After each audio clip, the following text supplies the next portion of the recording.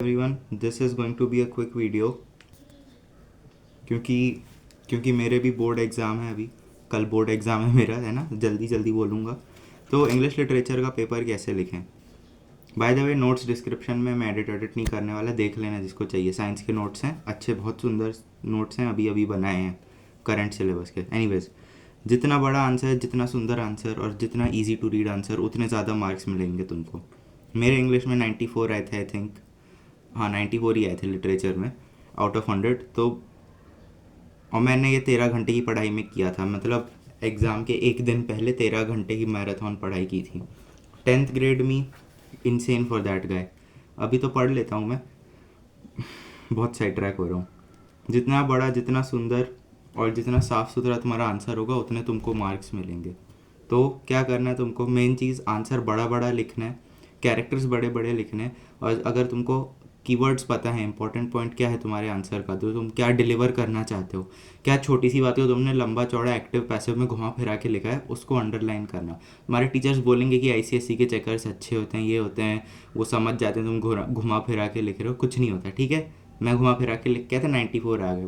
पहले जैसे अगर तुमको कोई प्रोज से है या नॉवेल से है, शेक्सपियर से है अगर तुमको क्वेश्चन, तो पहले प्रेमाइस लिखना कि this excerpt is from Act 3 Scene 5 where Shylock is saying this to Basani, मतलब ऐसा लिखना। और अगर पोएम है तो पोएट का नाम लिखना, पोएम का नाम लिखना। और अगर तुमको कुछ मतलब ज़्यादा डिस्क्रिप्टिव पोएम है, ज़्यादा इमेजरी वाली पोएम है, तो जिस पैराग्राफ से पूछा उस पैराग्राफ के बहुत ब्रीफ सा डिस्क्रिप्शन लिख देना। तो ऐसे ही तुम्हारी 2-3 लाइन बढ़ जाएंगी। और 2-3 लाइन बढ़ानी है तो इंट्रो में, मतलब जो अभी बोला मैंने 2-3 लाइन बढ़ाने का, इसमें सवाल भी ऐड कर देना, 1-2 लाइन और बढ़ जाएंगी।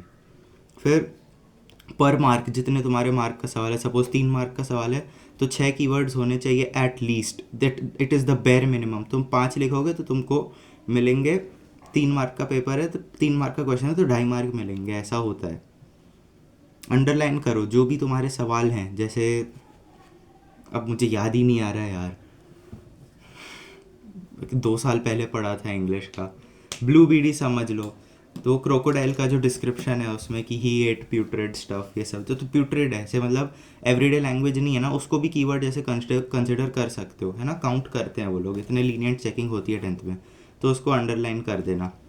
फिर don't write incomplete sentences, slangs और short forms of any words whatsoever. Can't मत लिख देना, कैन नॉट लिखना, it does matter, it matters a lot. जहाँ लाइन छोड़ने का मौका मिले वहाँ लिखना।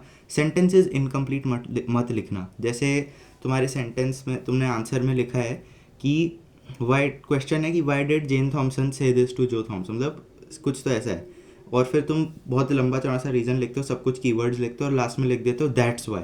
ये मत करना, मार्क्स कट जाएंगे। मैं बोल रहा हूँ मार्क्स कट जाएंगे, क्योंकि मेरा एक दोस्त था, उसकी ऐसी थी राइटिंग, वो मतलब पेपर लिखता था ऐसे जैसे टेक्स्ट कर रहा है किसी फ्रेंड को। तो लास्ट में लिखना that's why Jane Thomson said this in this setting, अगर तुमको और लेंथ बढ़ानी है तो, अगर कुछ ही नहीं पल्ले पड़ा तुमको तो। ओके, तो अच्छे से लिखना पेपर। मुझे ऑल द बेस्ट बोल दो, मैं तुमको ऑल द बेस्ट बोल रहा हूँ। कीप ग्राइंडिंग, अच्छा ही जाएगा पेपर, चिंता मत करो, ठीक है। Stay hard.